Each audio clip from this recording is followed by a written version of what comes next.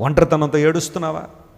నీ దగ్గర అన్నీ ఉన్నప్పుడు అందరూ అనుభవించడానికి వచ్చిన వారు, అన్నీ ఉన్నప్పుడు నువ్వు అంత కాదు ఇంత కాదని నేను పొగిడిన వారు, ఈరోజు నీకు కష్టం వస్తే, నీకు ఇబ్బంది వస్తే, నీకు ప్రతికూలత వస్తే కనీసం నువ్వు వాళ్ళ బంధువులని చెప్పుకోవడానికి కూడా ఇష్టపడలేదేమో. అలాంటి బంధువులు ఉన్న ఈ రోజుల్లో, అలాంటి కుటుంబ సభ్యులు ఉన్న ఈ రోజుల్లో నిన్నుగా ప్రేమించే వాళ్ళు ఎవరైనా ఉన్నారంటే అది కేవలం నీ కోసం ప్రాణం పెట్టిన యేసయ్య మాత్రమే. ఈ రోజుల్లో మాట చెప్పమంటారా? నువ్వు ఏడిస్తే నవ్వడానికి చాలామంది సిద్ధంగా ఉన్నారు ప్రపంచంలో.